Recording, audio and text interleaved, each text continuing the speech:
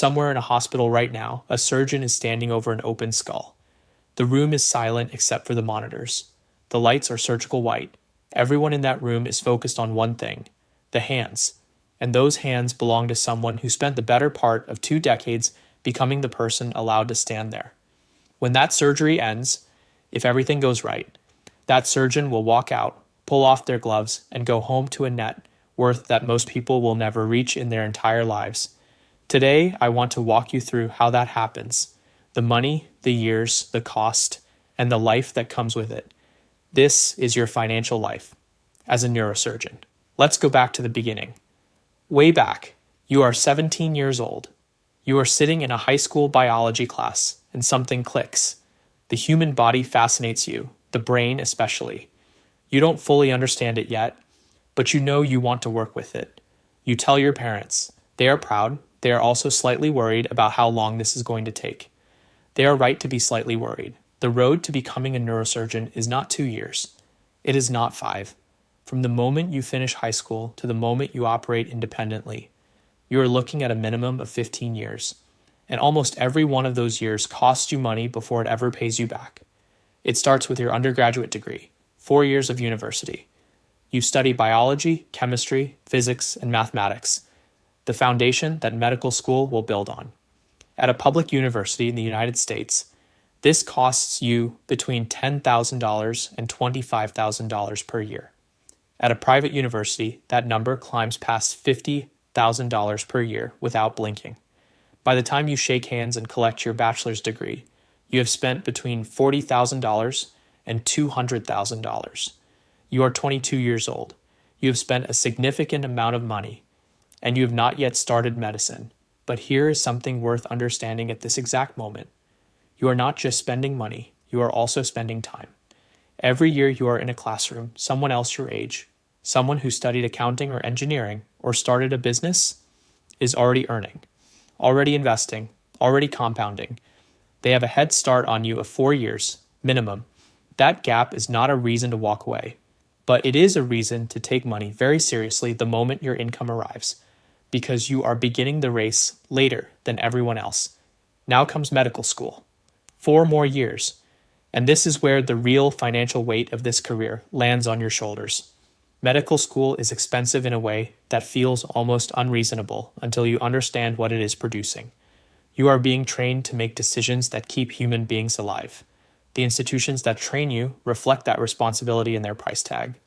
In the United States, the average medical student graduates with $200,000 in student loan debt, not $50,000, not $100,000, $200,000.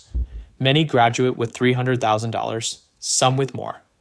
In the United Kingdom, government support brings those numbers down, but the years remain identical. In parts of Europe and certain Asian countries, subsidized tuition reduces the financial cost significantly, but not the time cost. You graduate medical school at 26.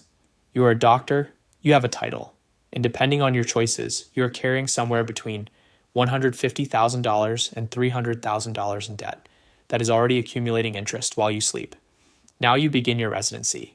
And because you chose neurosurgery, not general medicine, not dermatology, not a shorter path, your residency is 7 years long, the longest of almost any specialty in medicine.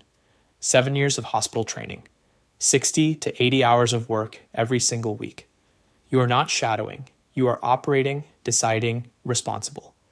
Real patients, real consequences, real pressure. And what does all of that pay you? You will not make $20,000 a year. You will not make $40,000. As a neurosurgery resident, you will earn between $55,000 and $85,000 annually. Most residents land around $65,000 to $70,000. Now pause. $70,000 sounds livable until you do the actual math. Divide $70,000 by 70 hours a week across 50 working weeks. You are earning approximately $20 per hour. A licensed electrician earns more. A long-haul truck driver in some states earns more. You are one of the most educated people in the building, and you are making $20 an hour, and your loans are still running. If you chose to defer payments during residency, which many residents do simply to afford rent and groceries, The interest on $250,000 at 6% adds $15,000 to your balance every single year. You are not paying it. You are not ignoring it. It is simply growing, quietly, every month. Some residents choose a fellowship after those 7 years, 1 to 2 additional years of subspecialty training, spine surgery, pediatric neurosurgery, cerebrovascular work. Fellowship pays similarly to residency, but it puts you in a different tier of the job market entirely. It is worth doing. Financially, it will pay for itself many times over. You finish. You are 34 years old. 15 years have passed since high school. You have a mountain of debt, a decade and a half of training behind you, and you are finally ready to practice independently. Everything you have done until this moment was preparation. Now the financial story actually begins. Your first year as an attending neurosurgeon. You will not make $80,000. You will not make $200,000. You will not make $350,000. As a neurosurgeon entering independent practice, you will earn between $500,000 and $900,000 in your very first year. In high-demand markets in private practice, that number crosses $1 million. The median neurosurgeon in the United States earns approximately $650,000 per year. That is not the best case. That is the middle. To put that into perspective, the median American household income is around $75,000 per year. You earn that in 5 weeks. But before you start planning the house, I need you to sit down and hear something important, because this is exactly where a lot of high earners make the mistake that costs them everything. High income is not wealth. A person earning $650,000 a year and spending $630,000 a year is not wealthy. They are one bad month away from a problem. High income without a plan is simply expensive chaos. So let's talk about what your money actually looks like in practice. Your federal tax rate at this income is 37%. In a high tax state like California or New York, state tax adds another 10 to 13% on tops. You're sending 45 to 50 cents of every dollar to the government before it reaches your bank account. On $650,000, that means roughly $290,000 disappears in tax. Your real take-home sits around $360,000 per year. Still a remarkable number, but not $650,000.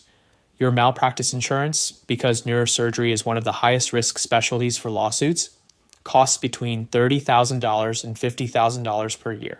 That is paid before anything personal. Your student loans need to be attacked immediately. At $270,000 with 6% interest, every year you carry that balance costs you $16,000 in interest alone. Commit $5,000 per month toward repayment. In under 5 years, the debt is gone. Total interest paid, roughly $40,000. Painful but manageable at your income. And while you are repaying that debt, you invest. Every single month, consistently. Your 401k allows you to shelter $23,000 per year from taxation completely. Your backdoor, Roth IRA, adds another $7,000. If you are in private practice and structure a defined benefit pension plan, you can protect an additional $200,000 or more from taxes per year. These are not optional strategies. At your income level, these are the foundation. Year 5. Your student debt is eliminated. Your investment portfolio, $8,000 invested per month at a conservative 7% annual return, is sitting at approximately $560,000. Your retirement accounts are compounding steadily. Your home is appreciating. Year 10. Your net worth lands somewhere between $2 and $4 million. You are 45 years old. You have built what most people spend their entire lives describing as a dream. And then one evening you come home from a 12-hour shift. The house is quiet. Your family's asleep. You sit down at the kitchen table, and the number in your account is everything you planned for it to be. But you missed dinner again. You missed the school play last Thursday. You missed the weekend trip you promised 3 months ago. You did not miss these things carelessly. You missed them because there was a patient who needed you, and you were the person trained to help them. Burnout among neurosurgeons is not rare. It is documented, common, and serious. The psychological weight of holding someone's life in your hands, not metaphorically, literally, does not clock out when you do. The cases you saved stay with you. The ones you could not save stay with you longer. You chose this path. The money delivered exactly what it promised. Every number you were told, the salary, the debt, the timeline, the net worth, it all arrived on schedule. The financial return on this career is one of the highest any profession on earth can offer. But a bank account and a fulfilled life are two different things, and the highest salary in the world does not automatically fill both. So here's what I want you to take with you. Neurosurgery will make you wealthy. The numbers are clear and they are real, and they are among the best you will find in any career on the planet. But it will cost you years before it pays you. It will cost you energy that never fully comes back.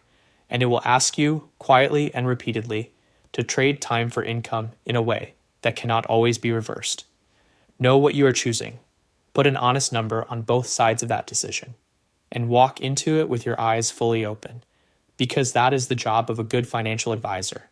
Not just to tell you what something pays, but to tell you, clearly and without softening it, exactly what it costs.